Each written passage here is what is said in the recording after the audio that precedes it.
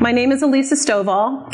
I am with the IEP Resource Center, and we are here at the invitation of the Department of Ed to share some information with all of you today. And my understanding is that this has been a day that's focused on discipline. I'm not sure I'm okay with that we're included in this day, but I'm working through it. And I say that because the title of this presentation is Developing Behavior Intervention Plans, Building Academic and Behavioral Skills in Learners. And for me, and in my years in education and working with students with behavior challenges and social emotional learning needs, it's not really about discipline and what do we do when a student has a problem behavior. It's here's the deal. We are educators. Every student that comes in the door of our school is one of our learners, and the only way that they can learn and grow and move forward is to be present for instruction. Isn't that kind of the way it has to work? They need to be in the room, they need to be in the building. And so there are some students that we have to build skills, create access where there are barriers, to allow those students to remain a part of our classroom so that they can be part of instruction. And a behavior intervention plan is one piece that allows that to happen among a lot of other strategies. And if we had enough time, if we had a 6-hour day together instead of 3 hours, we could go into a deep dive of all of that. But I am going to give you some information and some resources that should be helpful through this process. But that's the lens I look through. The bottom line is that I want all of my students in the building and classrooms, and if we have to work through behavioral challenges and teach skills and create an environment that allows them to learn and grow, that's what we signed on for as educators. So that's my tack. You have some materials, and let's see, you have the PowerPoint that I'm going to use here to reference, and it's going to be posted on the DOE website with this material from today and tomorrow, I believe. So you can have that as a reference point. I would invite you to come to a regional training. We do them here in this area. We do them up in the northern part of the state as well. That would be where we'd spend a day going through this material and more, and a much deeper dive. And it's always helpful to have colleagues from other places, not unlike the group in the room today, so that you can have that discussion and kind of dig in. And it just makes it a richer experience. We learn a little bit more that way. So I'd invite you to do that too. That doesn't mean this is going to be a poor use of your time, but that also depends on you. I am not going to talk at you all day, all afternoon. This is a time for you to ask questions. I believe we have the back channel so that folks that are web streaming, if they have questions, they can ask or send in those questions. I understand you also have access if you're online, but I would much prefer that you just ask your questions, raise your hand, let's have some discussion together while we're in the same room together. That could be great. So we have that avenue. You have a book, and it's by Terry Johnston, Behavior Intervention Without Tears. It is one of the best resources that I've seen and that I've used, and mine's all dog-eared and marked up. I'm hoping we have a little bit of time to actually reference this book and work from it while we're together today. It's a great resource when you're talking about behavior, when you're helping your staff learn more about behavior, when you're working with students that have some challenging behaviors, to craft a support plan and a plan for teaching and learning for them. Let's see, who's in the room? Because I wasn't here first thing this morning. I kind of rolled in around lunchtime when you were leaving. How many of you are administrators? Okay. Great, thank you for being here. How many of you are special ed coordinators, teachers of record? Okay, nice. Guidance or support personnel of that sort, guidance counselors? Yep. Okay. Let's see. Anybody else? Any other roles that I haven't thought of? General educators? Oh, an authorizer? Okay, great. Thank you for being here. Well, if you encounter students and if you work with, actually, you can use some of these things on a spouse if you need to as well, some of the strategies. But hopefully there'll be some information here for everyone. And I do encourage you to ask questions. You know, if something's not clear, if you want to push back or get a little more information, feel free to ask. This is your time, and I want to facilitate that. So, this is kind of where I see us going today, and I know that you cannot see it in the back. I just thought the t-shirt was cool, the element of surprise. It's kind of clever, but there are no surprises here today. We're going to talk about some of the big ideas around behavior intervention plans. What do we believe about behavior ourselves, and those of us that work with kids with behavior challenges? What do we believe about that? Who's on our team when it comes to working through this process? We're going to talk a little bit about how important a team is. Then we're going to start through the process of developing a behavior intervention plan. It always kind of starts with behaviors of concern. Okay, there's some things that the law requires us to do, and we'll touch on that. And if we have the opportunity, depending on our time today, we'll do some analysis of functional behavior assessment data, and we'll develop a hypothesis of the function of a particular behavior from the information that I have for you. We'll talk some about evidence-based practices, and then kind of pull it all together and have you, if we have time, actually develop a behavior intervention plan. But at the very least, we'll walk through the process of what that would be. So does that seem like it'll touch on the needs of folks today? Can you give me a thumbs up? It's a big room. So, okay, great. Okay, we'll work down this path. Well, 4 ideas I want you to have an understanding of when you leave here. The first one being that development of a behavior intervention plan is a team process. It's teamwork. It's not something that you do by yourself or one person does or a couple. It really is a team process. If you want to get to an effective intervention plan, we can write some things down and make some guesses, but if we want to put together a plan that is effective for a student, because it's always the singular, a student, we can't look at any 2 students exactly the same way, then we need to have a team working with us, several people. And we'll talk a little bit about what that should look like. There's a gentleman named Joe Kowaleski out of Indiana University, Pennsylvania. He's actually been here at some of our conferences in the past. And he talks about people working in collaborative teams. And he said that whenever they've done some research around this, and teams realize better outcomes than when you're working individually. There are more positive outcomes and more improvements of students and just in general, and they're starting to look at the impact that working in a team has on behavioral outcomes, and the information is looking positive. So if there's safety in numbers and it's good to work with teams on things in general around education, behavior is definitely going to be on that list, and that's what they're looking towards. The second point, there are 2 distinct parts of developing a behavior intervention plan, and we will talk about those. Third, the probability of having a successful plan is improved and increased when you have evidence-based practice as a part of that process. And we'll talk a little bit about evidence-based. It seems to be kind of the buzzword, but it's important. Evidence-based practices give us a list of skills that have high probability to be effective. And if I'm looking for a solution, I'm going to that list. Okay, the catch is that it may not be the one I pick from that list, may not be the one that works for my student, but there's a good bet that I can go to another one on the list and I'll see more positive outcomes. If I start with a list of things that we know are high probability to be effective, that beats me making up things along the way and trying to come up with something on my own.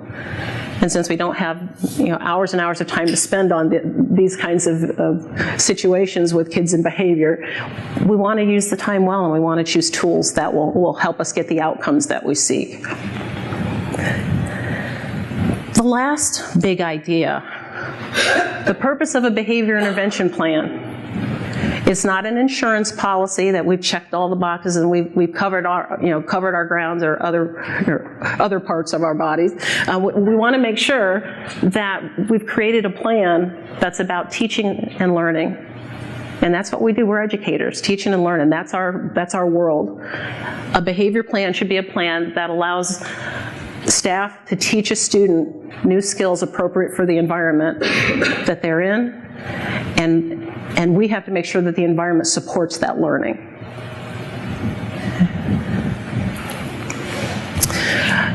I want to know what you know about some of these big ideas. So you've got some notepads close by, and this is just for your own. I'm not going to kind of collect them and grade, but I kind of want you to give yourselves a baseline of what you know. And there's several questions here I want you to respond to. So take out a piece of paper, number it 1 to 4, and number 1. List 3 individuals that would be on a team. If you had a behavioral team to develop intervention plans, list roles. Who would be on your team? 3 individuals.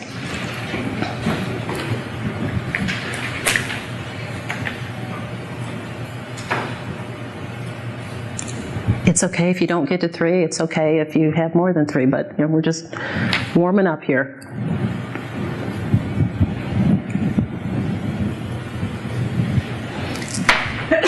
Bless you. If you've got those 3, and you can reference the list in front of you if you're not ready to move to number 2, but true or false, Article 7 provides a step-by-step process for developing behavior intervention plans. True or false? Article 7, Special Education Law in Indiana.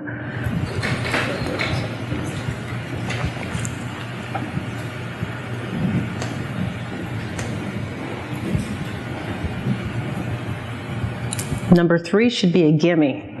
What are evidence-based practices?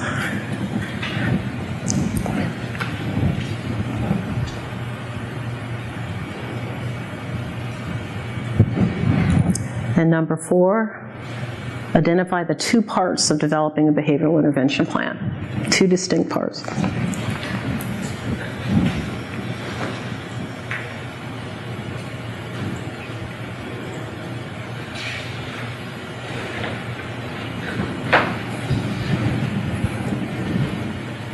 And if you're finished, if you could just look up at me, and I can kind of gauge where folks are, because this is a really long room.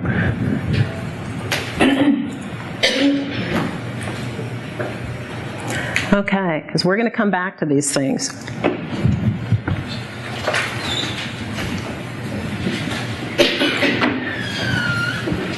All right, here we go. Since we're going to be spending some time talking about behavior, it's important to think about what we believe about behavior. And this might be an activity that you do with your staff at some point. Got some touch points for us to consider. Behavior is communication. Behavior is a way that people communicate what they need or what they want. Do you believe that? Yes. I see some people are saying, shaking their heads and saying yes. Yeah? Shaking their heads. Yeah. Your behavior is communicating something right now. But think about a toddler, or think about even younger than a 2 or 3 year old. When a child wants something and you're like, "What do you want?" and they're frustrated because they don't have the words to get it out yet, and we're use your words. What do you want? Or as they get older, you say, "Use your words instead of your fist," or slapping your brother. Our behavior communicates something. Sometimes it's just frustration, sometimes it's anger, sometimes it's joy, but behavior communicates something. Okay. What about the second one? Behavior is shaped by environment and context. We believe that? Trust me, I don't act like this when I'm watching my Tar Heels play. Okay? I'm not standing. I may be screaming and jumping up and down. I might even be on a piece of furniture. Okay, and that's very appropriate if I'm watching my team. It's not very appropriate here. Okay, different context. Okay, You go to a house of worship, and some people sit and they're very, very quiet and solemn. Some people are up and they're moving around. That behavior is not inappropriate behavior, but the context makes a difference. Okay? Third one, behavior skills can be taught. Do we believe that? Can you teach kids? Kids that aren't your own? Yeah. I don't know, sometimes that was easier than teaching my own, I don't know. But that's a whole nother story, okay? And the flip side of that is that behavior skills can be learned. Mm-hmm. Now that learning thing, remember, we tend to put students on a track of you've got to learn things by this timeline, but in real life, there's no timeline for when you learn things. I had the opportunity to work with a young man, and we were problem solving and troubleshooting as he was getting ready to go into upper middle school, 8th grade, and one of the counselors that had been working with him said, what we found that we work on skills and we work on skills, and about a year later they show up and he's able to use them. You know how hard that is? When you're at middle school going into high school, if it takes you a year to actually acquire a skill and be able to generalize it and use it, that can look like a lot of different things while he's in that year's worth of a learning curve. But he's still learning it. So how do we accommodate that? How do we support that? You ever listen to something and then like the second or third time you've heard it or you've seen it, it's like, got it. Now I have a place to put that information. Okay, skills can be learned. How about this last one? Educators can develop skills for addressing student behaviors. Do you believe your colleagues can learn the skills they need to?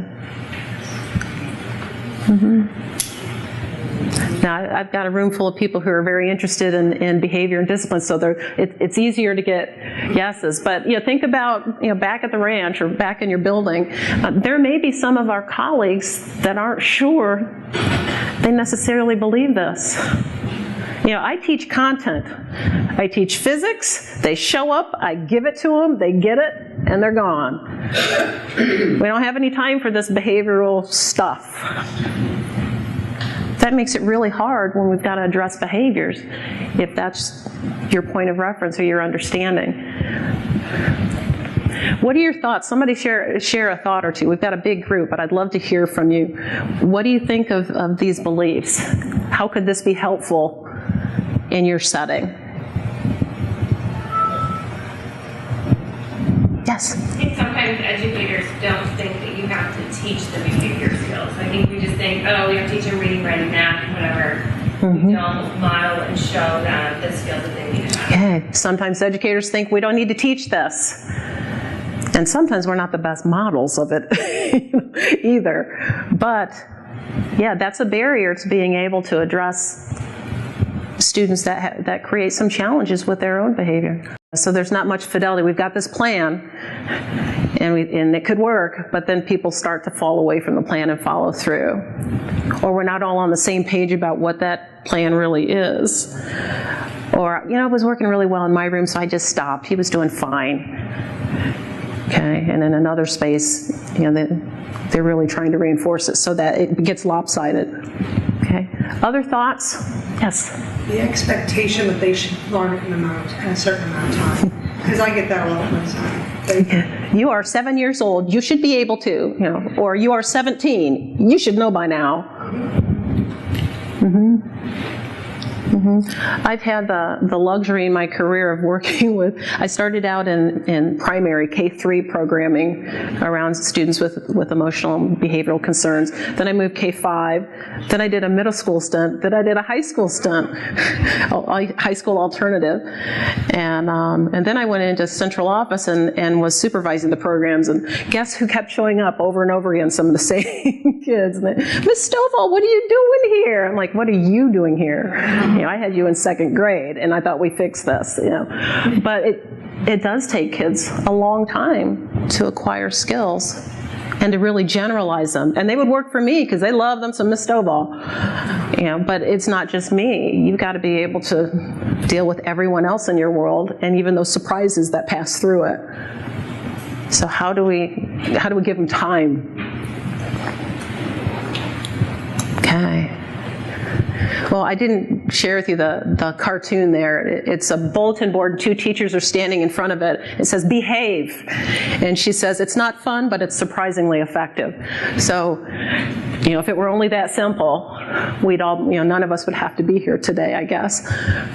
But what do you believe about behavior, and what do we collectively believe about behavior? That may be worth a conversation, or somehow to be addressed where you are in the circle that you work with.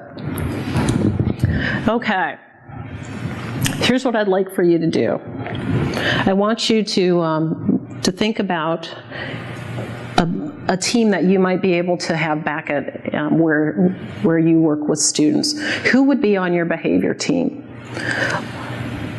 Use another piece of scrap paper there and I'll give you about 3 minutes to list potential members and, again, roles of that team. You should already have a short list started if you did our pre-assessment piece. Who would you want to help develop a behavioral intervention plan?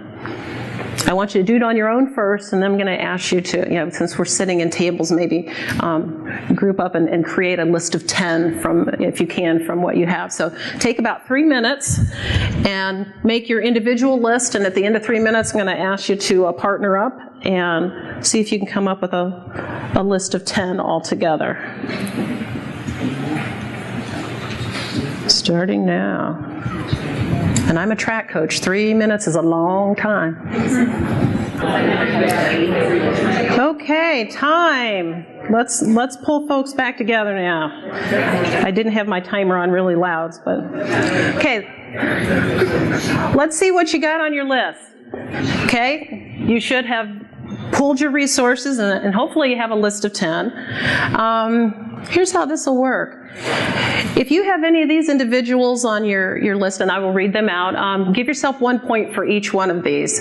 Teacher of record, general educator, administrator, school psych, school counselor, an autism or behavioral specialist, speech-language pathologist. Okay, woohoo! So you got points started. Very good. Now, some of these individuals are the core members of your IEP team. Okay, so, and that's as it should be. If we're working around a student that has an IEP that has these issues, that would be a natural place to start with that team. There are other school-based folks that would be important to bring in, depending on what you know about the student, or maybe they bring some expertise that you just want to have at the table. Okay, so 1 point for those. 2 points for each of these. Occupational therapist or physical therapist? Okay, wait a minute. Why would you have an occupational therapist or a physical therapist at a behavioral team meeting? Occupational therapist, especially for sensory issues. An OT, occupational therapist for sensory issues, perhaps? Okay, or physical therapist, sometimes motor movement issues. Yeah, we're a physical being. It's all attached. All those parts work together. And sometimes they can be the barriers that create behavior problems. Okay, so 2 points for each one of those if you have those. Anybody have all of them so far on their list? Ooh, this is the advanced group. Okay, 3 points if you have parent, student, or someone with positive rapport. Oh, this is the advanced class. Okay, so 3 points for each of those. And 4 points if you had the English language learner teacher or an EL person. Anybody have that? No. Why would we want to have EL represented, possibly, in the group? Could be lots of language issues. Remember we were talking about communicating? Okay, or it could be cultural communication issues. We want to bring a team together that can do a deep dive into what could be going on. What is this behavior saying to us? What is the student trying to communicate to us? And it could be something that I miss completely. Those of you in the back can't hear the way this machine hums when it's on. The fan is going. That would drive me just a little bit, outside of the loop if I had to sit by that all day. Okay, sometimes it's an environmental piece around you, and one of the therapists may recognize that if we're not tuned in, or an autism specialist, or a behavioral specialist, or if you've had any kind of experience with those kinds of things. The behavior we see is not always what's out front, and there's something going on behind that that's really more important. Some kids, when they are scared, they show anger. Okay? Some kids, when they're uncertain, they cry. They're not physically hurt, but they cry. We want to have a team that can look at as many angles. And that doesn't mean you have all these people together on the team all the time, but bring in, if you have a core group that meets and talks about students on a regular basis, including behavioral needs, then you bring in the other staff that might be able to assist you with a particular situation. The student voice should always be present. Even when I worked with the K through 3ers and kids didn't always know how to articulate, I could have someone say, I'm mad. I'd say, are you mad to hear or to hear? And if they're mad to hear, that means all of them is angry. That's a different message than if I'm just angry to hear. That tells me something. Are you seeing red right now? Is your face hot? Is it, giving them language to be able to explain what they feel and what they're trying to communicate. These people could help you do that. Why someone with positive rapport with the student? A trusted person for that student? Any other reason why you might have someone with positive rapport? They want to set up a place for them to go. Yeah, someplace to mitigate what they're feeling, and maybe a relationship or a place to go with that individual. And sometimes it's a great reminder that, they're not like this everywhere. Even though it seems like this behavior problem is all day, every day, there's got to be somewhere. I would hope, if there's not someplace in the student's life where things are okay, and that you have a connection with somebody that's positive, we got a lot of work to do. Every student in every school building should have at least one person that they have a connection with. I don't care if it's the person that's the crossing guard in the morning. Everybody needs at least one. I hope they're more than that, but at least one reason to come back the next day. Okay? So the team is important. Think about who you can build on your team. Okay. Who had more than 10 points? More than 15? More than 20? I got 2 hands there. More than 25? No, both of you put your hands out. How many did you have? We had 20. 20 points exactly? Mm-hmm. 21. Oh, that was really close. Well, I have for you, let's see. I guess I'll give both ways, 20 and 21. I've got copies of Data Without Tears, which is a great book that talks about progress monitoring, particularly behavioral goals and things like that, written by the same author of the book that you have. And I'll give you 2 copies so you can have one and share one, each of you. Okay? This is really hard for me to stay put. Okay, and if you're interested in the book, I can. I know how you can get copies, just so you know. Okay, so we've got a team built. Or actually, I should ask: are there any other questions about the team and who needs to be, or perhaps be a part of your team? Any questions? We good? Okay, well, let's jump in, because this is the beginning of the process. What do you have your teachers do when when they have a student that they're wondering if there might not be something going on, you know, when you kind of raise an eyebrow and think something's going on, or that's a behavior that's a problem. It could be a behavior that's unsafe, that puts the student in harm's way or someone else. It could be something that has the potential to remove the student from instruction, or from class, or from school. And those are three distinct things in my head, because you can be in the same room as where instruction's going on, but if you're kind of removed from instruction and not engaged in what's happening, you might as well not be in the room. Okay. Or if you're just out of the classroom and you've missed a chunk of what's going on, it's hard to recoup that. If there was discussion, if there's an explanation of information, if we're working on a project and you miss parts of it because you're in and out of the classroom, you still haven't received all the instruction. You still haven't received all of what was being taught that day or that period. And of course, if you're out of the building, there's no opportunity for that to happen. There's actually some research, and I need to find the name of the researchers, that looks at absences in middle school, even excused absence, you know, out sick for a couple days, or, you know, excused or unexcused, or being sent home, you know, because you've been invited to not be here for a few days. There's a correlation between those days out of school and whether or not those middle schoolers will graduate. And it's like 3 days, 5 days, less than 70% chance of graduating from high school. And it's frightening, quite honestly, to me.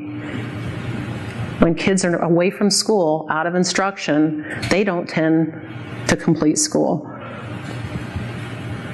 And that's important enough that we need to know when we make those decisions how important they are for learners. I'm not saying that some of those decisions aren't needed and necessary, you know, but we need to keep kids attached to instruction and learning.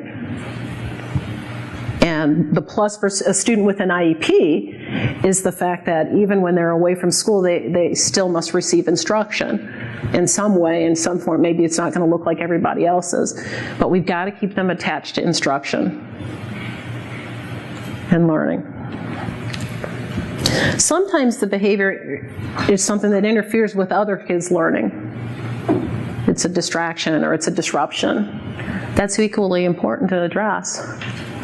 Sometimes a behavior concern is very subtle.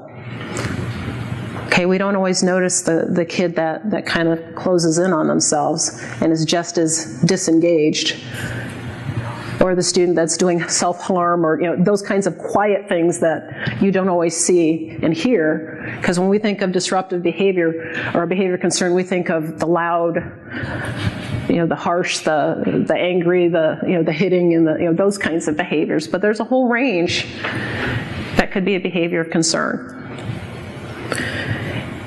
If we think something might be going on and we have a behavior of concern that we've started to notice, we need to take action. We need to do something. Okay? Now, what we do and where we go next is what every school needs to figure out for their staff. If you have a behavior of concern about a student, who do you talk to? Where do you go? Where do you start the conversation with staff that can make a difference for the student?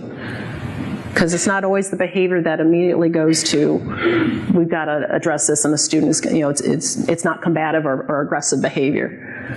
It could be quieter. So we've got a behavior that we're worried about. We know who to go to start this conversation. If it's a student with an IEP, you can always go back to the case conference team. Who else would you go to, or who would you have your teachers go to in your setting? Is there a guidance counselor or a social worker or a particular administrator? I see some nodding. As long as it's someone, and as long as your staff know who they are to go to, then you've got a plan and a place to start. And if you're not sure, or if you're not sure that your staff know who to go to, I would put that on my list of things to check on when I got back to school. so that when there is a behavior concern, because that's where this all begins, heading down the path of a behavior intervention plan, we need to know who to go to and have a conversation with to pull that team together and decide next steps. Okay? So what happens if you've got a behavior and you've taken it to your guidance counselor or your team, your IEP team, and we're not sure whether we should even go down that path of a functional behavior assessment yet? And we'll talk about the legal pieces of that in a second. But what do we do in the meantime if we're not quite sure that it's behavior concern? Here's some suggestions, and we'd actually encourage you to think about this, not to circumvent the process, but to just see if we can intervene in some way and make a change in the student's behavior without moving beyond that if we don't have to. So change or adjust the student's environment. We could always do that. We could provide an accommodation for the student, or we could actually teach the student a new skill. Let me give you an example of this. We've got a student who was struggling with interacting with kids during when they go to their lockers, passing period. So what if we move that student's locker to another area? That might take care of the situation, perhaps, and of all the things to do, if that's not a difficult task to move his locker, maybe that's just what we do, and if it makes a difference, okay. Now we won't know that it made a difference if we don't document what we decided to do. We're going to change his locker to another hallway. We're going to put him on the first level instead of the second level. You got to document that and then keep some data on, is it working or not? Did he have any problems the first day or the second day or the next day? Or that might be the difference. What if we provide an accommodation? Got a kiddo that had a really hard time getting from the bus to the building, from the bus doors to the building. If he got there and things went well, the day went well.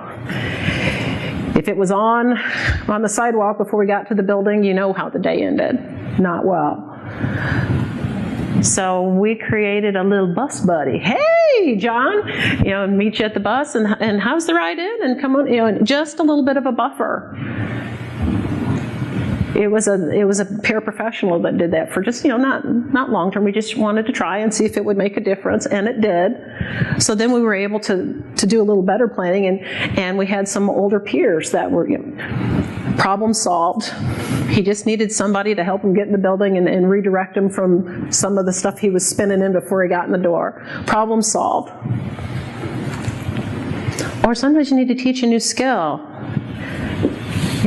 Dale's always launching himself into the kids on the playground that are playing kickball because he doesn't know how to join the game without, taking the ball. So we just taught him how do you join a game? Because there are different ways to join a game. If you play pickup basketball, you know how you join the game. I got next. Okay, some kids don't know that, so they take the ball, and everybody's mad, and there's game, and so we just teach him how to do it. These are some, I want to call them lower level interventions and strategies, but sometimes that's enough. And we can solve a problem before it grows into a bigger one. Sometimes, again, I spend all my time in programming with kids with the most problems. I'd say, when you don't use a Kleenex and you blow your nose, it's really disgusting and no one wants to sit beside you. I could have that conversation with them because we've known each other long enough. So use a tissue. Oh, okay. You got tissues? No. Now you do. Okay, problem solved. People were more likely to sit beside him if he wasn't like, I know it is gross, but until you don't know. And then go wash everything, but whatever you choose to do, and if you choose to intervene this way, make sure you document, this is what we're going to do. And this is how long we're going to try it. And then document how it goes. At the very least, this can become data that you now have to add to the mix when you're ready to go to the full functional behavior assessment. So think about making a change to the student's environment in some way, provide an accommodation, or teach a skill. And I'm going to give you a chance to do just that. I got 2 examples here. And let's see how we're doing with, because we're going to need to move soon, because this is after lunchtime. 2 students, do a quick write. Choose one. Chris, and I think you have this in front of you as well. Chris starts work but doesn't finish it during class work time. That's student number 1. Or student number 2 is Jace. Jace has recently started pushing others when entering the cafeteria for lunch. Okay. Step 1, I want you to choose one of those 2 students. Step 2, I want you to select one of those 3 areas of support, either a change to the environment, providing an accommodation for the student, or teaching a skill.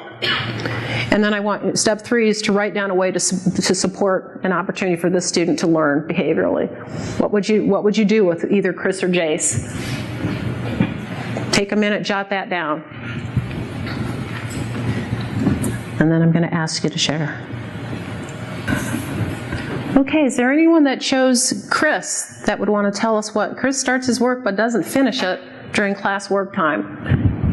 How would you intervene? I tend to provide an accommodation for the student. I'm under the assumption that he doesn't have enough time to finish it, or the way that he's doing his work is the most efficient. So I said to either give him time, be able to give him a computer, type his response, and some text-to-speech, test communication. Okay, so it sounds like you're taking that writing piece off the table of whatever the assignment was, and text-to-speech, or, okay, great. Another one? I had something similar. I chose Chris also, but I said teach a new skill, and I said time management. So I would provide regular check-ins during the class work time to check in and make sure that Chris was making adequate progress and that he wasn't distracted or...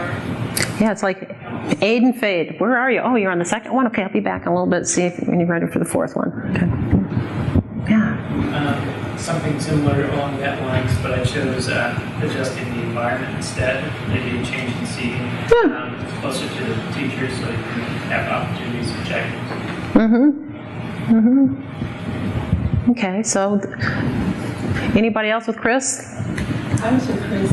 A long time management, but I said to give him a timer so you can actually see how much time, because he may not understand. Yeah, elapsed time and how much time has passed, and you've spent this much time. If I can see a visual timer in my head, you spent this much time on the first one, and you only have this much time left on the clock, and you've got 5 more to do. So, or chunking it in some way. Perfect. Okay, what about Jace? He's just recently started shoving his way to the cafeteria line. Anybody take that one, and how would you intervene? I said teach him a new skill. What skill would you teach him? How to properly stand in line, and I don't work with little kids a lot, but I know patience, especially if they know what the food is for the day. And they want to get in there to see the lunch lady. Perhaps if he or she has a really great, he has a great relationship with the lunch ladies, maybe bring them down a little bit prior and having them talk to him if that's going to get his behavior better. Okay, so make a connection with him and the lunch staff. So maybe he's the one that tells, checks in with them, and this is what's for lunch today. Everybody, okay. But anything else? I thought some kids sometimes get overstimulated if they're large groups of students, and so I thought for that student maybe the environment. So either going in a different door at the cafeteria if that's a possibility where it's not as crowded, or if the student needs to be excused from class maybe just a minute earlier so it's not quite as crowded and it's not as overstimulating for us. Okay. Yep. Depending on the student and what you know of the student, those could be equally appropriate for Jace. Okay, but the idea is that sometimes if we just want to start with some common sense kind of, maybe he's really hungry. I would probably start with both of them. Start with so what's happening when you go to lunch? Why are you, trying to shove in because it could be that he's just really, really hungry, and it'll be the first meal all day. And Now we know, and we can support a different way. Maybe because there's somebody that he's avoiding. Chris, it could be that I just get so mixed up when there's so much information in front of me, so much stuff on the page. Okay, but any of those suggestions that you've given might be enough to change that behavior, and it disappears. Okay. So now we're going to talk about, now I want to put that first piece we just did into context. That's if you've got a behavior that you're not sure that it's really a big problem yet. You don't want it to get there, but you're not ready to go to a functional behavior assessment, behavior intervention plan. You can put something in place to just see if it makes a difference. Document it. And you can use these pieces with any student, any of the things we talk about, behavior intervention planning. But for a student with an IEP, there are legal requirements, and we will get to that too. So here's the flip side now. What if there's a behavior of concern, and now we're starting to see a pattern to that? There's a pattern of that behavior impeding learning. So every time he goes to this classroom, something happens. Or whenever you put these pieces together, the student does this. He's been sent out of class for the same type of behavior 3 or 4 times now. So you're starting to, there's more going on. And when we talk about a pattern of behavior, here's our definition that we've used. Repeated occurrences. Behavior occurs with predictable series of triggers. Same time of the day or the week. You're just starting to, like if I came in and you wanted me to see that behavior, you could say, okay, you need to come right after lunch, math class with Billy sitting beside Juan. You'll see it. When you can start to pull those pieces together and predict it, there's probably a pattern. And I like to believe if we can predict it, we can prevent it. And we'll get to that. Impeding learning means it regularly interferes with the ability to participate and focus on. Okay, so it's disrupting that student's learning or perhaps others. The case conference team actually, and this comes out of case law, it's not in Article 7, the IEP team has to make that decision that yes, this is a behavior that's impeding the student's learning or that of others. And once they come to agreement on that, it may happen before you get to the case conference, but once we have that understanding, then we need to take action. Because the law says the IEP team, in the case of a student, this comes from the federal law, and Indiana's law is parallel to that. The IEP team shall, in the case of a child whose behavior impedes his or her learning or that of others, consider when appropriate strategies including positive behavioral interventions, strategies, and supports to address that behavior. So we've got to do something. We're required to do something if the student has an IEP. If the student doesn't, it's probably still a good idea to do something. So there's 2 parts of what it is we do. We're going to develop a hypothesis or a reason why this behavior happens. That's called the functional behavior assessment, if you want the formal language, but it really is the why. And we're going to have to do some digging and look at some data and get some information to figure out that why. And then we have to identify the skills appropriate to the setting, appropriate to our school setting, or the bus setting, or the playground, or the hallway. Those skills that need to be taught and learned. And it says taught and learned, because I don't know, am I actually teaching something if no one learns it? But that, it does make that distinction that their skills to be taught and learned. So we have to have evidence that they've learned it, that they own that skill. And that's your behavioral intervention plan. So this is time to get serious about now we've got to intervene. We must do something. We are called to do something legally. And it kind of narrows the focus from all of life to now just this part of the student's life we're going to focus on and try to figure out what's going on and do some supporting. So we've become more focused on the student. So 2 parts, 1 process. Now here's the law stuff, and I don't expect you to read it. You know, not everybody's a lover of the law like I am, but they do define what a behavior intervention plan is. And it's defined as a plan agreed upon by your case conference committee, and it's incorporated into the IEP that describes the pattern of behavior that's impeding the student's learning and the purpose or function of the behavior. And then they defined a functional behavior assessment, because that's what you'll need to do to be able to positively identify what, or at least come up with a hypothesis of the function of the behavior. The process that uses data to identify patterns in the student's behavior and the purpose or function of that behavior. That's pretty much all the law says. It says we have to do it, and that we have to have a behavior plan, and that we have to have a functional behavior assessment to identify the skills of that plan. Now, the law also tells us when we must do that, and there are some requirements around when it must happen. Most of them have to do with discipline, when a previous FBA is already in existence and we need to revise it.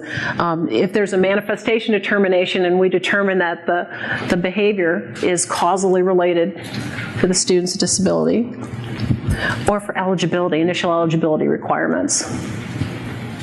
Okay, and does anybody know what the eligibility areas that require a functional behavior assessment are? Yeah, emotional disability, ding, ding, ding. OHI. Nope, not OHI. Autism spectrum disorder has the components that would, if you put them together, it could be considered a functional behavior assessment, but they don't say, it doesn't say do a functional behavior assessment. If you've done, and this is for the initial eligibility, if you've done the components required for autism spectrum disorder as a disability area, you've done all of the components that would be included in a FBA. So, but that's kind of where the law puts us. There's a lot of space for now, how do we get there? The other thing that the law is clear on is the fact that when we do a functional behavior assessment, and it's not a part of that initial eligibility piece, it is a reevaluation. Okay, it's like reevaluating to find a student eligible for another area, but this is for more information to plan for the student's needs. In the IEP system, it's the 3rd choice if you use an Indiana IEP. Bless you. But here's the thing, a functional behavior assessment can be made up of existing information about the student, anything that you already have in their files and in their student records, any information that already exists about that child. You can develop a functional behavior assessment just from that information. Okay, if you have everything that you need to do that. If you use no more information than what already exists, then you're required to give the parent notice that this is what you're going to do. But consent is not required by law, okay, by Indiana's law. Now, there could be a decision made that makes us more restrictive than the law, and many directors, and I know that we're working in the IEP system currently on making some changes, it may be decided that we're all going to be more restrictive, and any time we go down this path of functional behavior assessment, we're going to get consent. Many places already do that, just because it's a slippery slope to start with existing information, and I'm going to one of the students' teachers to get grading information. And while I'm getting that from you, Frank happens to tell me about something that happened last week. So now I have more information that's new information, and whoops, I've slipped to the other side, which is when we want new information about a student, we must have parent consent. So if we're only looking at existing data, we want to notify parents, and actually the parent should be a part of the team, so they should know about it. If we have new information, we need to get the parent consent, and it is like a reevaluation process. You have to identify the components, the information that you want to gather, and be clear about that. If you use both, and many places will use both existing and new, you would get consent. Okay, you default to consent. Does that make sense? Most places, most directors and leadership say, we are just going to get consent so that the parent knows what we're doing. Is that only if the child has an IEP, or is that without? Well, Article 7 is talking about students with IEPs. It would be best practice to anytime, and I was talking with you guys back there before, anytime you're focusing on one student to get information that you're not getting from other people, or you're looking at one student to assess in a different way than everybody else, I would get parent permission to do that. Why are you looking at my child and not everybody else? If you have a screener that everybody gets in the grade level or the class, then probably notifying families that we use this screener would be a good idea, but you wouldn't have to get permission if it was something that was being administered to everyone. Okay? But this is a reevaluation, and that means it does require some notice or consent. Okay, so we've got kind of an outline from the law, but hasn't really filled in the blanks. So the rest of what I'm going to share with you is a lot of it is best practice or based on research and sometimes case law. And just to share, to let you know that much, it's not like we're just coming up with ideas of things to do out of the blue, but we've talked with those that work in the law, those that work in behavioral research, and also the attorneys there's a LRP organization that special education administrators attend to find out the newest information on the idea, and then ultimately Indiana's law rules what we do. So we're not just making things up, we're trying to be diligent learners.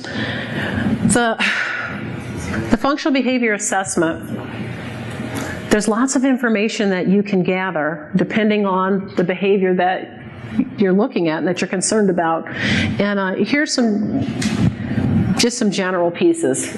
Education records, behavior, attendance, progress reports, progress on IEP goal reports. What's the difference between the last two? Progress reports and IEP goal reports.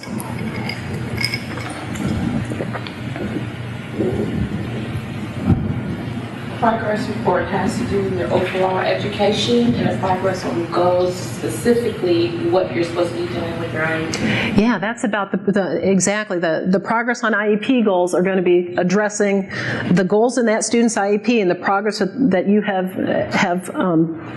documented that they have made towards that goal. Okay, it's not always the same thing as a progress report. He's doing great in his class. He turns in his assignments and da-da-da-da-da. This is about the skill that we identified as a goal and how they're progressing towards that particular skill. So progress reports. What else could be a part of the data that you want to collect? What other information might you want? Say again? How is he on the bus? Yeah, bus behavior. Right? I heard observations. The student, like different environments. Yes, in different environments where you see the challenging behavior, where you don't see it. If it's possible to find a place that seems like you don't see it. Okay. What else? What other information would you want to bring to the table?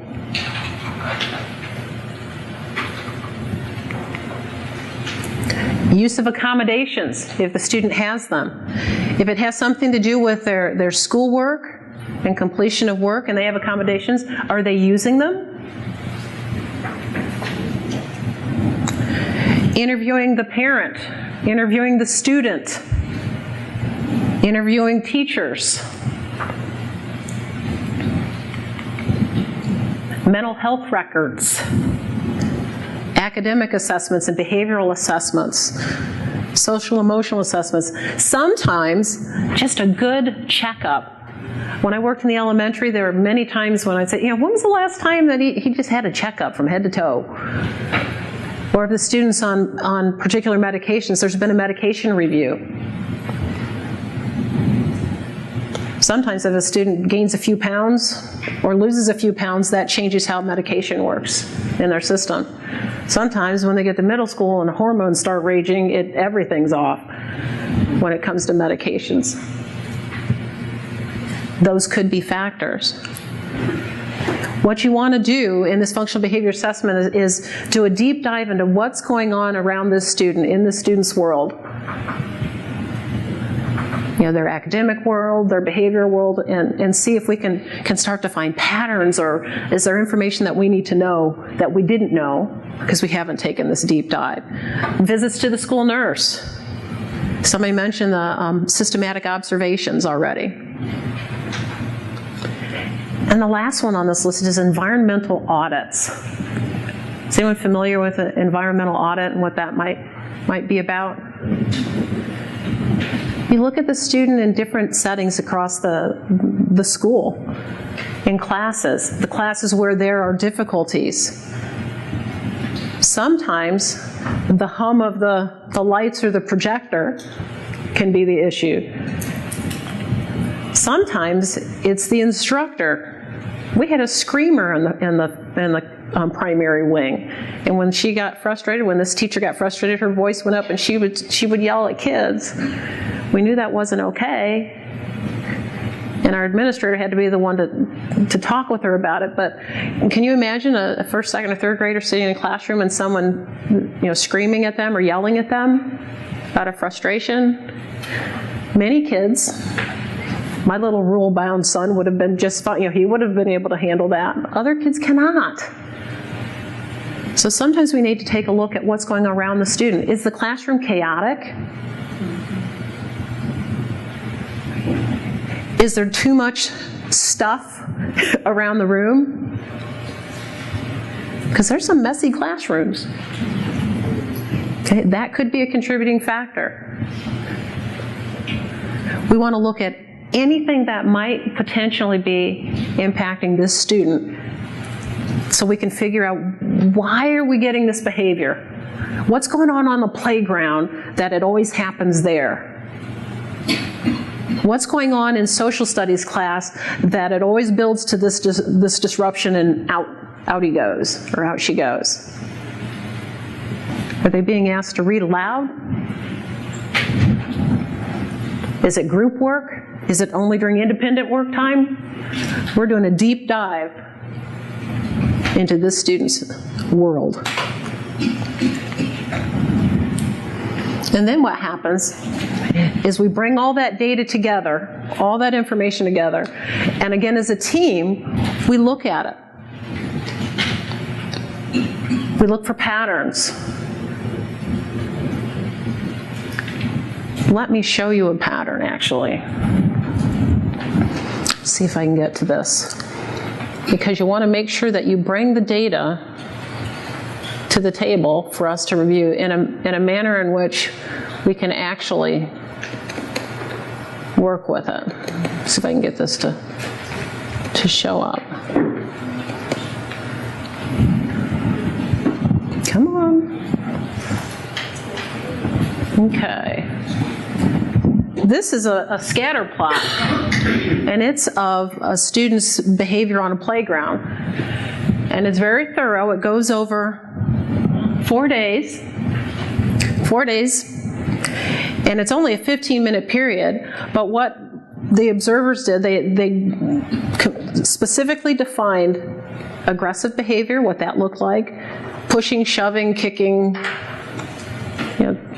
They specifically defined verbal aggression, shouting, using inappropriate language like this, and this, so that it was very explicit. And then they also defined appropriate behavior. This is what it looks like when you're being a good citizen on the playground. And this is an elementary version, but it's okay, work with me, secondary people. There's a lot of information here. It has percentages of time in each, that the students spend in each one of those different categories, and number of minutes across the days and so on. But if we presented the information like this, blue is appropriate behavior, yellow is verbal aggression, and red is physical aggression. Now, if we come together to talk about problem behaviors that we've identified, what it is to be aggressive on the playground, what do you now see about this student? Without looking at percentages, and what do you see? Yeah, the word on the street is it all wreaking havoc every moment on the playground. Well, all that blue, not so much. Okay? So there's a lot of appropriate behavior going on based on our definitions. Okay? What else do you see? Even those you're way in the back, if we look at the colors, what do you see? Blue is appropriate, yellow is verbal, red is physical aggression. Verbal leads to physical aggression. He starts running the mouth. She starts, no, and we know what's going to come next. Okay? You can have verbal without physical. Yeah, there are a couple of... It does know how to de-escalate. Yeah, it didn't. And then you have to think about, okay, who was there and what was going on then. That might be important to know. Is it the same kid? Or the same situation that leads to the physical? He was trying to join a game. Or who was supervising on the playground? And where were they? You know, for the first 5 minutes of recess, the supervisor was looking at, it was over with the first graders who were looking at the fire truck that had just pulled up and wasn't paying attention to the other kids on the playground. You know, maybe. What else do we know? When we get ready to start talking about intervening and making some changes, we know it starts with verbal.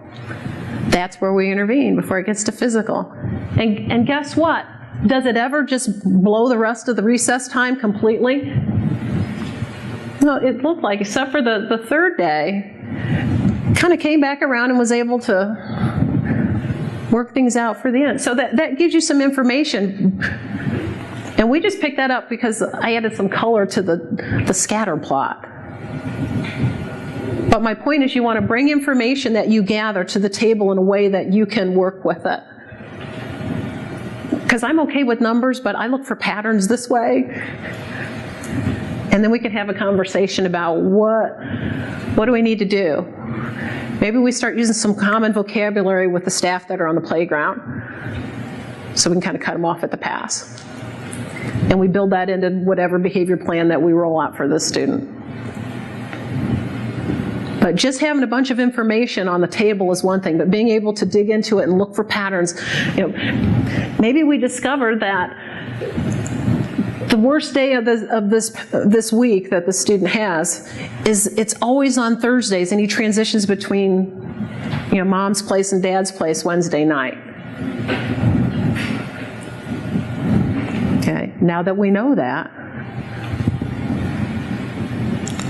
we can think about how to intervene.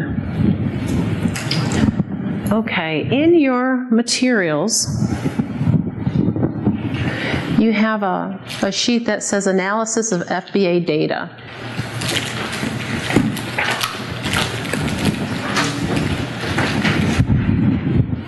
There we go. And it looks like FBA analysis worksheet. Like this.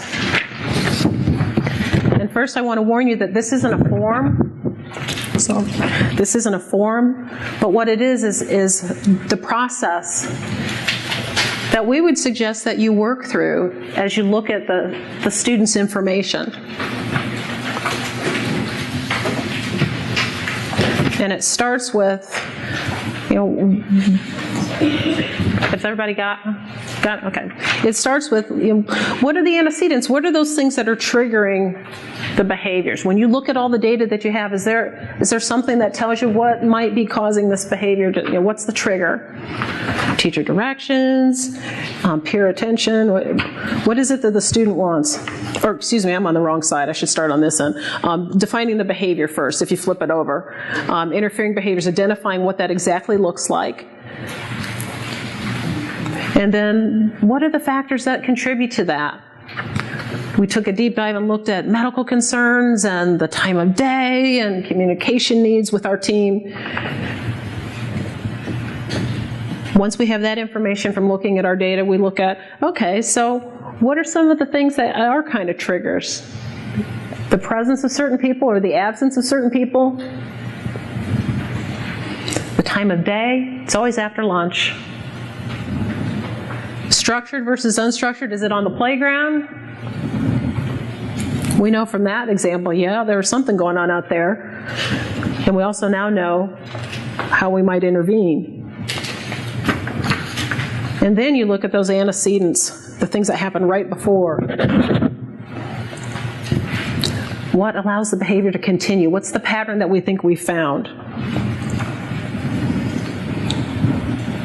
And so this analysis walks you through that process to move towards a hypothesis, because we want to get to why this behavior, why we think the student uses this behavior. And a hypothesis is our best professional guesstimation based on the information that we have and what we know about the student and what we've learned about the student. And once we pull all that together, we've got to come up with a hypothesis, why we think the student uses this behavior, what she's trying to communicate with this behavior. And we actually give you a kind of a formula to write that in, because we want to bring everybody to the focus of why this is happening. And as we develop that, we have to think about, there's some general, what's the word I'm looking for? There's kind of some general statements around why we behave the way we do. And one is to have access to something, to gain something. Our behavior is I want this. Power, control, an object. And then just the opposite is also true. Sometimes we're trying to avoid something. It's something that undesirable. People, activities, and so that's what the student is trying to get away from. And then sometimes there's a behavior that comes up just because the student doesn't have the skill set to know what to do. And they may either not know the skill, or they may not have had enough practice with the skill to be able to use it when they need to. And that would be a performance deficit. So we'd have a skill deficit and a performance deficit. So as we create a hypothesis of the function of the behavior, the reason why we think they do this behavior, we're going to look towards one of these categories, either to obtain something, to avoid something, or escape something, or it's just a skill they don't own yet. And these are again, broad categories, but most behaviors, and particularly in the school setting, and there's some work that's been done behind that, it's within these categories. There will be kids that it's much more complicated. And at that point, you may invite other members to your team, mental health people, and if you've got a student that has mental illness, that can complicate these things. And we'd encourage you to bring those professionals to the table if you need to. There's some situations where it's appropriate that we work with a mental health agency to support a student. If it's a more school-based issue, it's likely to be one of these. So here's how it looks. Under these conditions, the student is likely to do this in order to gain or avoid that. When independent work time ends, Brittany is likely to throw herself down on the floor, kicking and screaming, to avoid working in a group with 4 classmates. When the class does round-robin reading, Carmen uses inappropriate language to avoid reading aloud in social studies class. That'll work. Okay. So you want to create a hypothesis that describes the conditions, what the action is, or the behavior, and the reason why. And that becomes your hypothesis statement. And I want you to keep in mind that a hypothesis statement is really a personal thing. It's about this particular student, because students can have the same behavior for very different reasons. And the plan that we develop to support that student would be very different based on that student's reasoning, the hypothesis we have for them. And to show you that a little bit more clearly, in the book that you just got, Behavior Intervention Without Tears, there's a page 17. Derek has a knife. Yikes. What's the consequence for a student that has a knife in school? What's the consequence? Suspension. Yeah, suspension. Do not pass go. Weapon in the school, suspension. We've got to write a behavior plan for Derek. So, when we dig in, and I'm going to read to you, so bear with me just a little bit, to find out a little bit more about Derek. Derek has a Swiss Army knife, and he's been showing it to his peers all day. And apparently he received it as a gift the night before. Okay? So, the problem behavior is what? He brought the weapon, the Swiss Army knife, which is considered a weapon, the blade and all those kinds of things. Why did he bring it? To gain access to his peers' attention. Okay? And admiration. Look what I got. Look what I got. Okay? Bad choice. So how are we going to intervene? Because we've got to write a behavior plan. Direct instruction in social skills, how to make friends and making good decisions. A review of the school rules about what you can and can't bring to school with you and the policies. He's going to have to do that period of time out of school. That's law. Even if a person, I've seen it where a kid with lower abilities, and a kid with quote, regular, sees a staff member come and passes it off to the lower ability, telling them, oh, hold this for me.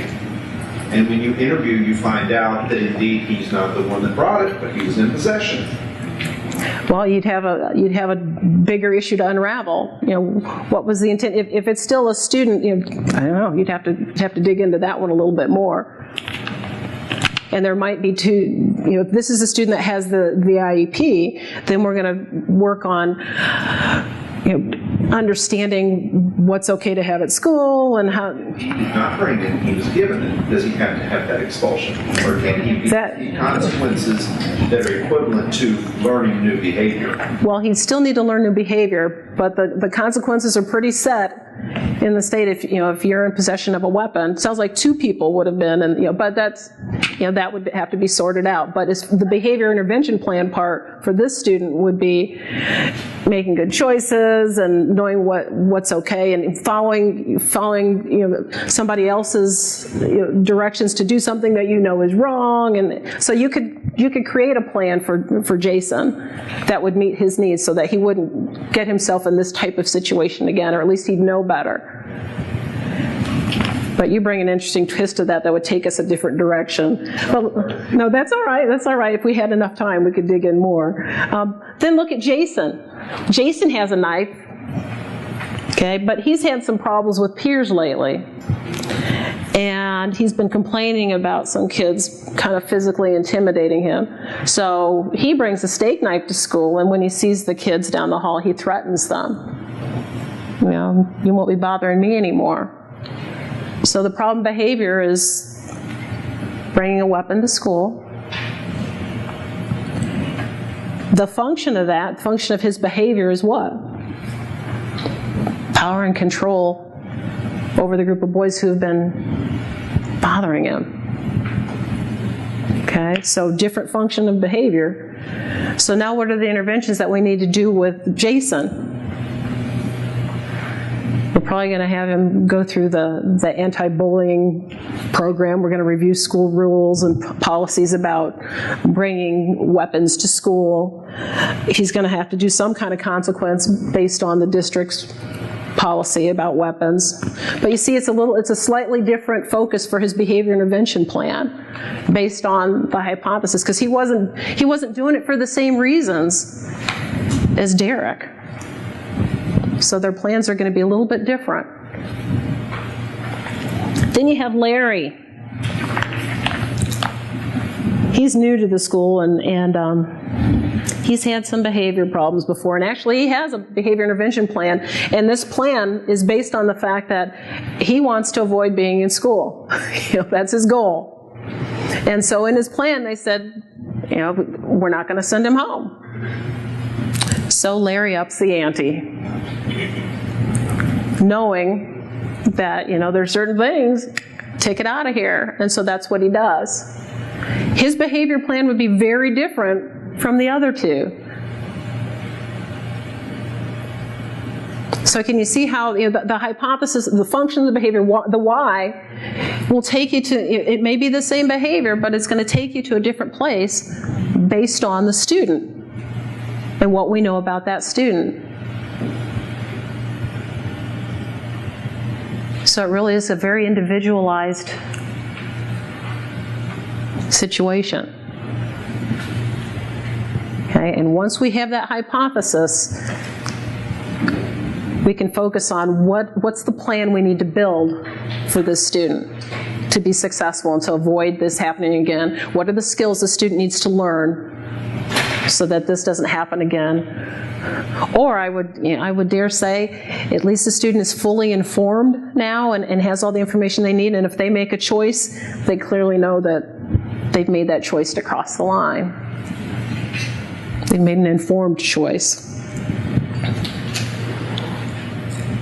But are you seeing how a hypothesis for a particular student may take us in a different direction, even when behaviors are the same?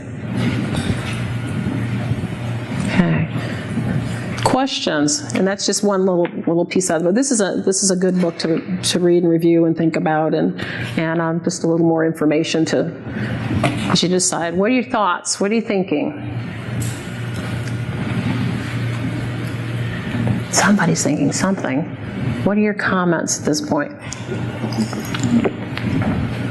I don't know what to do about handing off to another student. That's more complicated than we have time for today. Well, I've seen it be done, especially drugs. Yeah, yeah. They'll have hand the child that's slow, for lack of, just the child with IEP. They will pass them the drugs to hold for them. Mm-hmm. While. And in my world, where I was, everybody's out. But it just. I mean, where I was. To have the child that was being the mule didn't have a conceptual understanding of it, being arrested and sent to juvenile, and the kid that handed it to him received no consequences because. Well, that I can't help you. That part I can't help you with. But I do know in the school, if we were developing a behavior plan to support the student that had it in their hands, we would take into consideration their ability to understand, and we would still have to develop a behavior plan to support understanding right and wrong. What do you do when someone asks you to do something that you think is wrong, but you want to be their friend? How do we help them learn a different skill that's less problematic? Okay, so there's once you get to the hypothesis, you begin to develop your plan.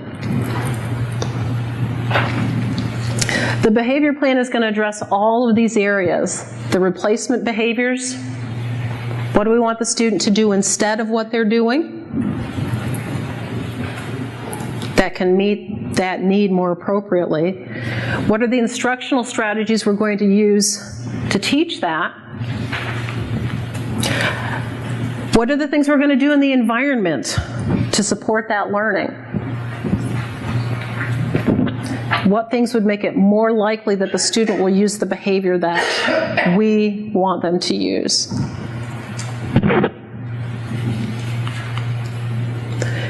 And then what are what are the strategies and supports we're going to use when the student is doing what we need them to do, when they're using the skill that we want them to use? Because that's important, because remember, we're learning this. Yes, we expect for everybody to do this, but remember, this is a student who's learning the skill. We expect for everybody to be able to drive down the city streets and respect all the stop signs and stop lights and know how to make a left-hand turn, you know, across traffic. But when we have kids starting out, you know, in driver's ed, first of all, there's a big sign that says they're a student driver. Okay. And then there's a period of time that they can, once they get their license, they can only drive with their parent or, you know, with an older sibling. And, you know, so they're still learning. We still expect them to follow all the rules of the road, but we've kind of supported them, you know, big flashing student driver sign, you know, so that as they learn that skill and get better at it. Same thing. How do we support a student in learning a new skill? What are we going to do so that we can see them beginning to use that newly learned skill? Had a young man who could just curse like a sailor. It was just part of how they talked at home, and it was just natural, like breathing for him, but it was not appropriate for school. And so we had a long discussion about how to help him change his words, and he had to skip a beat and not say what he was thinking. And he was more prone to be thinking about something after he'd finished doing it. So it took a while to, you know, kind of slow him down. But when he started catching himself and the whole word didn't come out, that was an approximation towards the skill. So we supported him in that, because he knew, I'm not supposed to do that here. And we knew the difference between when it was genuine and when he was just messing with us. But as he learned, go ahead, question. I had a question. We had a unique situation come up with a student who is other health impaired, and the moving conference has never had a behavior plan or an FBA or anything.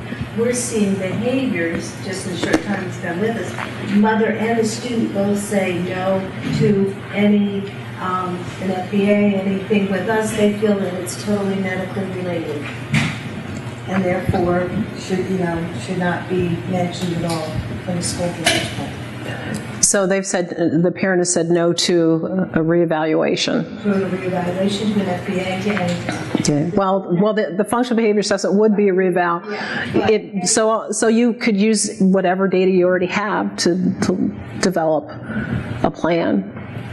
But she's refusing. She's saying she does not want a plan. In other words, the student has sickle cell. She's refusing to participate in the development of a plan.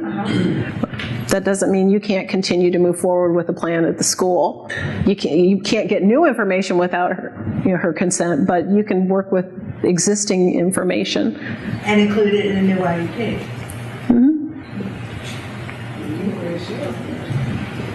It's not this. No, well, it puts you in, because that puts you at odds with your staff or with your family. Yeah. But we have a responsibility. If we believe that there's a behavior that's impeding the student's learning or that of others, the law says we need to do certain things, and that's what you need to do. Now, the parent has the right to call for a meeting or file for due process or whatever, that's their right, but you have to be able to stand on the IEP document that you develop, including a behavior intervention plan. And that's difficult, but our responsibility is to develop that plan. If we know and we've documented that this is a behavior that's impeding the student's learning or that of others, we must take action. And include the parent, invite the parent. They can choose to or not to be a part of it, but document that you're working to include them, keeping them informed, but we have a responsibility to the student as well. Those are difficult situations. If we know we need to support a student, and we have evidence that we should support the student in some way,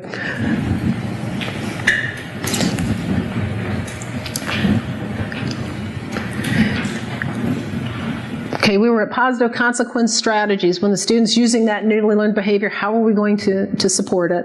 But then we also need to think about what will we do as far as the environment, the people around that student, when the student uses that behavior that we worked really hard for them to learn some alternatives to, because it's going to happen again.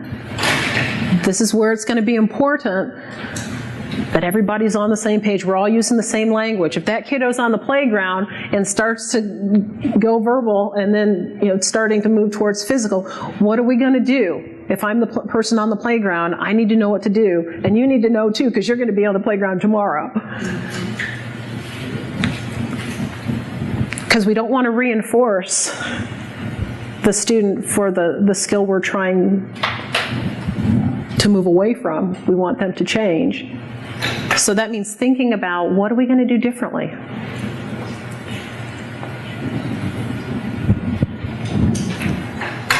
And making sure that everybody that needs to know knows. So if it includes the bus, and it includes the playground, it includes all of the teachers the student sees across the day, then so be it. Everybody needs to be aware of that plan and what we're going to do. And we will develop a specific goal, a measurable goal, that will progress monitor, that addresses the replacement behaviors we want the student to use. Okay. While we're creating this plan, I'm going to come back to evidence-based practices. While we're creating this plan, we need to make sure that we're looking for strategies, practices that are evidence-based. Because again, they up the probability of change. And here's kind of the definition of evidence-based. There should be valid research behind it that results in evidence of the effectiveness of whatever that intervention is. There's got to be evidence that this works. We have to show that there's a direct link between when we use this strategy, this intervention, it impacts a change on the students. And that would come out of the research. It should be published in a peer-reviewed, so that all the people in the field say, yep, it's effective. And there should be no credible research that says just the opposite. Okay? Mm-hmm. So what peer-reviewed journals would most likely have that information? There are most CEC, the Council for Exceptional Children, has divisions, and in the behavioral division, there's several journals, Beyond Behavior and the Journal of Behavior Disorders. There are quite a few. There are also places where you can, and here's just a few, where they have storehouses of these are evidence-based practices. The National Center for Intensive Interventions actually has a wonderful chart that looks at academic and behavioral interventions, and it has a rating system, and you can go and look if there's a program that you want to purchase or something that you want to use, and it'll tell you where it was in the research review process. And I can't remember the categories they have. I just look at the bubbles. If it's got a complete bubble filled in, that means that it was highly effective, and on down the line. There's an evidence-based network at University of Missouri, and again, that's a website, ebn.missouri.edu or EBP. But if you Google these things, and again, academic and behavioral, What Works Clearinghouse. So there are places where you can find this information. And some of the things that are really popular now, you've heard of check-in, check-out. That's evidence-based. Okay. Video modeling, opportunities to respond, and these are things that you can use with kids all the time. The more opportunities to respond in class and in instruction, the more engaged students are, the fewer behavior problems you have when the kids are engaged, and it kind of all works together. Video modeling. But if you get into your journals for our professional journals will have this kind of information, and these are just a few of the places that you might find lists of evidence-based. And then you have another handout in your packet. It's called Strategies for Success. Many of these, the antecedent strategies on page 1, and this is in your packet. Things to do to be preventative and to be proactive. Increasing supervision. Using pre-correction. Anybody know what pre-correction is? What's pre-correction? We use the PBIS, and so we like pre-teach it before we have to correct, and allow them to practice it correctly before we have to actually correct. And then you're pre-teaching, and then the pre-correction comes with, okay, you know, we've worked on how we line up to go outside to the playground or to the buses. Frank, we're getting ready to go out to the buses. What is it that we do? We line up. We keep our hands to ourselves. You know, we walk quietly. What are the 3 things we do, Frank? We line up. That's pre-corrected before we even go and do it. We've talked about this is what we're going to do again. So instead of me getting out in the hallway and saying, Frank, you didn't keep your hands up. We've talked about what it is you do before you go outside and do it. That's an evidence-based practice. It works. You know, some of them are that simple and uncomplicated. But it's a great antecedent strategy. Set them up for success. Okay, increased opportunities to respond. If you use multiple means for kids to respond to questioning, because when you ask one question at a time in a group this size, you don't get much interaction from the group. But if everybody has a paddle or a sign or something that they can show their response, that's more engagement. That's an evidence-based practice. So some of the strategies that you can use to support students with a behavior intervention plan are just good for all learners. I will tell you, not every single one of these on this list well,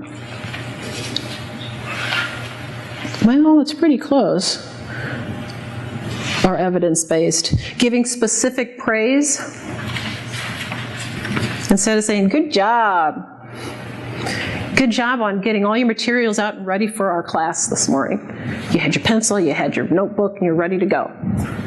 That's specific praise as opposed to just, okay, evidence-based, because those are going to carry us further. They increase the probability of success. They're more likely to work than not. But as I mentioned earlier, the one that works, the best one is the one that really works for your student. But at least if you go to that list, to that collection of practices, you're more likely to find one that will work.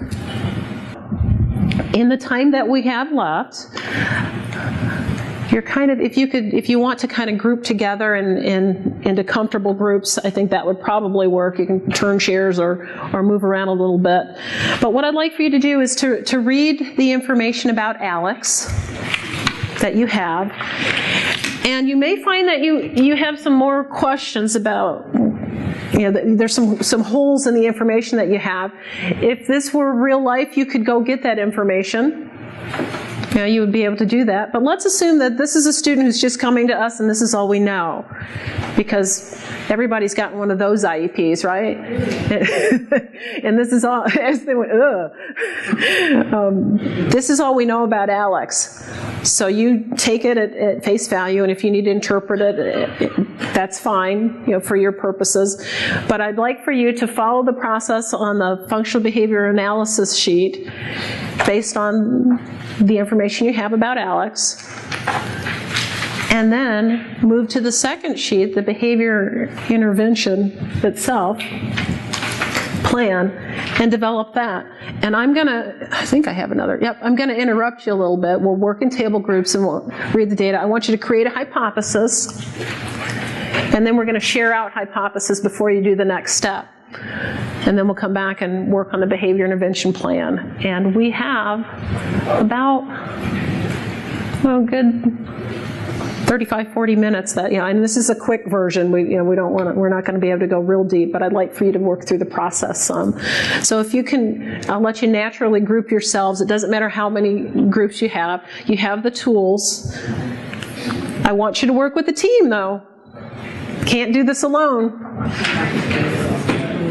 Okay, that will be my only requirement. Read it and then group up. And let's see if we can create a hypothesis. And I'll check in 15 minutes, see where we are. Okay, let's pull you back. Ladies and gentlemen, let's talk about Alex. Okay, before we get to the hypothesis that you perhaps developed, what do we need to know about Alex? What's something that's important to know about Alex? He's in 6th grade. Stressful life. He has a stressful life. Mom working late. Okay, so tell us more about this. Mom works late. He's 5th grade, learning how to take care of himself, and he's 6th grade. And he's responsible for his younger siblings, I believe. Okay. Until after dinner. Okay. So, and that might be important to know because there's something about homework. Okay. He's adding content area classes that require higher amounts of reading and writing too. Okay, so when it comes to reading and writing, that's when we kind of see that behavior. Let's go from the backboard. Yeah, I don't want to pass to read, and I kind of stopped a couple years ago. Yeah, they're not real clear about why the intervention stopped, but he was getting some support for reading. What else? There were some other... I was going to say the same thing. Also, he does not have an IEP. No, he's not identified with a disability yet. Okay. Or at all. Anything else? I thought there were a couple hands back over that way.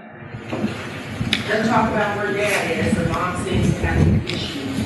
Okay, well, that could be the case, but we've got to remember to stay within the realm of things that we can work with. We can't change his family situation. So now let's think about, through the lens of what can we do to support his learning, and what might be a reason for the behavior. And let's describe the behavior more clearly first. What's the behavior? How would you describe it?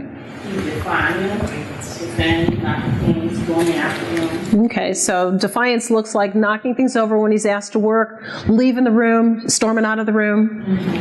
Okay. Using some profanity. So it sounds like we're hypothesizing when Alex is in what situation? When he's asked to do what? To do work, academic work. When Alex is asked to do academic work. English. Okay, reading. Okay, so those are reading-rich content areas. So when Alex is asked to read grade level content, if we want to be specific, okay, what happens? Well, he refuses. He refuses and storms out of the room using profanity. He's knocking things off his desk. Okay, so he's making an exit. Okay, well, but we want to know what that looks like, because non-compliant could be, I asked you to pick up your pencil and you didn't. But he's doing a lot more. We asked him to read and he's escaping the task. Yeah, he's leaving the room, and the focus is that he's escaping the classroom work. Are we in agreement that would be? And he wasn't always doing that. It was more passive, and now it's more active. So perhaps we missed some opportunities to intervene. And there's some social stuff going on too, because he had friends at one time and kids were paying attention to him, but then it seems that now no one's paying attention to him and he's lost some friends. So he's acting out as either having the other students to say, like, why he's just being a jerk, I'm not going to talk to him anymore, to maybe how he's interacting with kids. Okay. Most of the time, if you're acting out in kid class, kids are going to, kind of jeer you on, those kind of. So they're ignoring him now. Ignoring him, he's not liking that. And okay. I'm not liking your activity is causing That could be another hypothesis that he's being ignored by peers, and what does he want? Attention from peers? That could be another hypothesis. Okay, so we've got a couple ways we could go. We've got the hypothesis of when given grade level reading work to do, Alex refuses, uses profanity, and storms out of the classroom in order to avoid the work. Or the one that Karen suggested was in class, Alex is isolated from his peers. How could we develop that into a hypothesis? And his behavior is to gain attention, perhaps. Okay. And it's okay to have a couple hypotheses to work with. Matter of fact, you might end up with several, not just one or two. Okay, so you've got two hypotheses that you might want to work from. Let's take a little time now and think about what we might put into a behavior intervention plan. Okay, and in that sheet that you have with the strategies, there's something we got to think about, things that we might do to shape the environment to support him. What's the skill that we want to change? And then what do we want him to do instead of storming out and using profanity or isolating himself away from peers? We want to replace that behavior. What do we want him to do instead? What we ask. Well, doing what we ask is big. What would that look like if he's doing what we ask? On task. On task. I can't read. I mean, support tools for reading. Okay, there's a hand back there. I'm playing. Teach him to advocate for himself a little more, like I need some extra help. Okay, so one skill might be when he gets to that asking for help. Okay, what might be something else he needs to do? You can ask for help, but there's also another piece of that. No, we can't make that a goal for him. That would be something that the staff would have to work on. But he needs to ask for help, but also be able to accept help. Yes. Okay, because there's two pieces to that. What else? So instead of blowing up and leaving, we want him to ask for help. So we're going to have to give him some skills and some strategies and some ways to do that. What's that going to look like for him? So I have a question. So when he said reinstate Title I help, if that was working and it was positive, why would we not want to institute that again? It's not so true. I don't know. We don't have that information. What are we going to do with him now? But we do. Does it? It said that it worked. He had it and it worked, but it was discontinued. So that might be a support that you want to put in place. Because he passed Irene. He was doing okay. Yeah.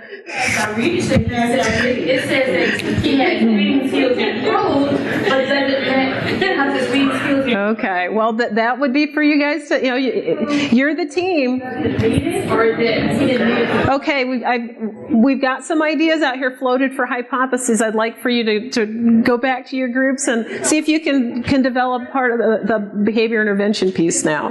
How would you intervene to help this student? How would you shape the environment, and what skills would you have this student learning? Remember, it's a teaching and learning plan.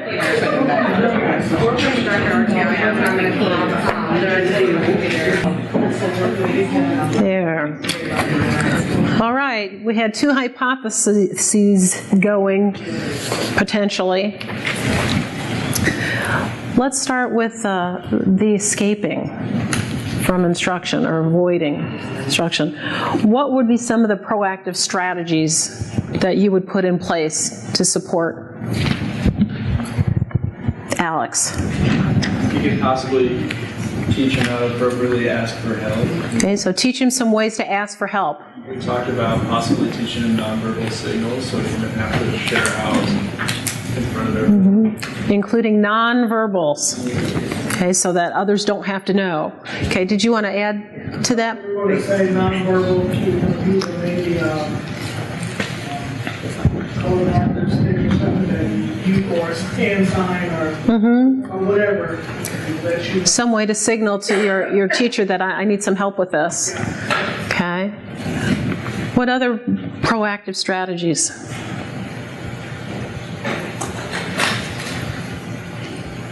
Anything else? We're going to help him kind of learn to ask for help differently. Specific positive praise. Okay, so specific positive praise. Okay, there's a group in the back that talked about giving him multiple opportunities to interact with the text. You know, kind of warning him that we're getting to a reading activity, maybe like an I do, we do, you do. You know, I'm going to read the passage, then we're going to read it together, then you read it on your own. Okay, to kind of ease into those tough tasks. You could have, maybe talk to the classroom teacher and have them give them a heads up the day before about what passage he can read, and then he can have some extra practice time and make sure he follows it and read that. Yes, so kind of pre-teach it or preload it so that he knows what's going to be read the next day, has a chance to interact with that text or hear it or read it on his own if it's something that he can read on his own. Maybe he can. We're not sure. He's kind of pushing away everything. Okay? What else? A peer buddy, because he wants that attention. He's getting it in a negative way from his peers. And so try and flip that to a more positive. Okay, so giving him a peer buddy who can come to his assistance. A peer buddy that can support him. Okay, great. Okay, what instructional strategies? Is there a skill or performance deficit here, perhaps? Sure seems like it.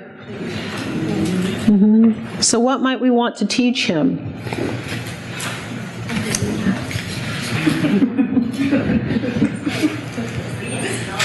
All the classes that he's struggling and having issues with are classes that are not and reading. So probably maybe vocabulary, because that's very huge in science and social studies. Yeah, third. And probably some fluency skills as well, because maybe he just can't read what we're not his classmates. Okay, so it's very reading-rich content. So give him some strategies for work on some of the basic skills of reading, and fluency. He's in 6th grade. We might also think about teaching him some strategies for how do you attack text. So that he may not be, what are the context clues that you can look for? There's probably some pretty specific vocabulary to each one of these content areas, and just kind of preload those kinds of things. And when it says we're going to analyze this information, what does analyze mean? You're going to see that word in other places. What does it mean when we're in social studies? What does it mean when we're in math? That's not as word-rich environment, but making those connections between, I've seen these words, and I can know what this means. Okay? What else? Social skills and coping skills. Some coping skills. Maybe even recognizing his own level of frustration, what it feels like, so I know when it's coming. When you break out in that sweat or when your heart starts, that means your body's getting ready to either run or your body's getting ready to work hard. Let's shift that to working hard and figuring out what this means. Okay, fight or flight. We're going to go with the fight part. We're going to teach you some skills to do that. Okay, great. So instructional strategies. What can we do in the environment to support this learning? Because he's got 6th grade to maneuver. Content-rich reading. How can we support him in the environment if we're going to work on these skills of learning when to ask for help and attacking the text? And maybe he needs like audio, text-to-speech software. Some text-to-speech. Some speech-to-text too, perhaps. Both ways. So if he's actually having to do some reading in class, you can use this technique called Everybody Reads. So what you do is tell him in advance what he's going to read, and it might be a sentence or two. It doesn't have to be a long reading, and you let him practice that. And so then the teacher actually does the calling out for the reading, and when it gets to his turn, he can read and be successful, and just popcorn read to the next person. And so they've been engaged, and they can feel a part and not feel violent by not being able to read. Yeah, and it's okay to give him a heads up, because we're not trying to trick him with what we're teaching him. Maybe you look at his schedule, first time of having 8 different classes with 8 different teachers, and maybe there's a spot at an enrichment period or resource room kind of thing, when during what's struggling in, get those So build in some intervention time, for him. And there was a lot of talk about why did we stop the interventions in the first place. Maybe reestablish some of those. Okay. So we're working on these new skills of being able to recognize when I'm, nervous and front loading the information he's going to read. So what are we going to do when he blows because, we get to something, he's just overwhelmed and he just forgets all of the things that we're working on. What are we going to do?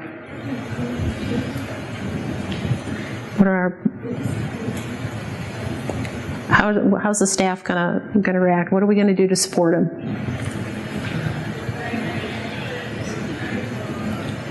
We discussed giving him a hot pass. Okay. Have a place to go. Okay, a hot pass. Now the function of his behavior is escaping. How do we work the hot pass so that it's not an escape? You might not have to calm down space inside. Yeah, it might not Okay. be like leaving. Just kind of a step back from the task. Okay. All right. What else? Or maybe he can take his work from the shovel and let to the hot pass to trust the help. Okay, yeah, or to his peer, buddy, or take that work to get some assistance with it someplace else. Okay. One other thing I think I would add to what we're teaching him, the skills, is that the work doesn't go away. Sometimes it can be delayed, but at some point we're going to work through this and get it done, and even with the assistance. But yeah, those are great opportunities for him to just kind of come back to it. Okay. So if he does blow up and he wants to escape, or he wants that attention from his peers, how do we not give him what he wants until he's using the skills that we want him to use? Having a discussion with the teachers to make sure they realize why he's doing it, so they don't automatically just send them out. Mm-hmm. Communication is going to be huge, so that everybody that needs to know knows this is the plan for this student. Yeah, so that somebody doesn't just, you're out, you're gone here. Oh, it is. It is. We just, exit stage left. Students are ignoring him. The instructor needs to ignore him. Yeah. When he acts that way. True. Planned ignoring is a wonderful thing, and sometimes it's for the adults, not for the peers. Okay, what do? I remember taking Fred Jones 150 years ago when I started teaching, and when you had to deal with a situation, take 2 deep breaths and turn regally. And then you move into what you need to say. So just stopping before you pounce and checking yourself a little bit.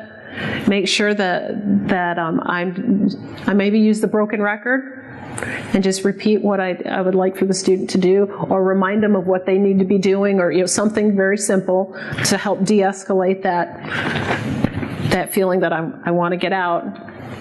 Okay, good. Behavioral skills we've kind of talked about already.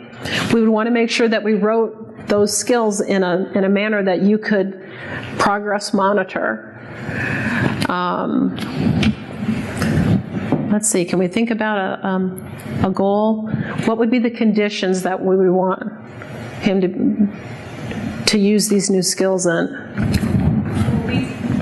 What came to mind for me was tracking what says the behavior is now escalated to 2 to 3 times a week.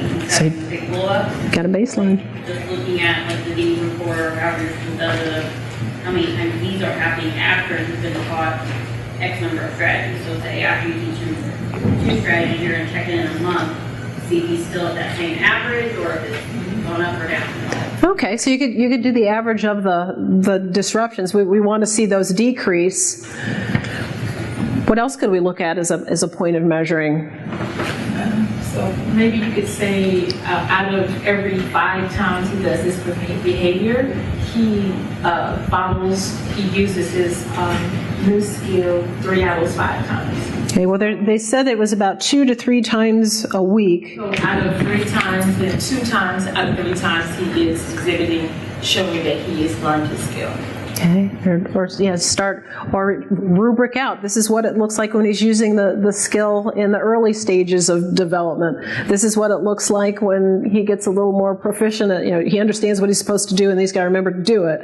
And you could build in some ways to kind of measure his progress of increasing the skills we want to see, extinguishing the skills that, or the behaviors that we don't want to see, or that we don't want him to use. Okay. As long as it's measurable. All right. Well, this was a very quick walk through the process, but it really is a process. There's not really a form that you can fill in that gets you to the information that you need. Asking questions and documenting those answers around the student's needs is always going to be important. But any questions as we're going to kind of wrap things up, and I know that Kristen wants a few minutes to fill you in on things to come tomorrow. Any questions specific to these pieces? Okay, well, I appreciate your time and attention. If you want a deeper dive, please join us at one of the other trainings and or contact me or any of the team at the Resource Center, and we'll connect you to resources.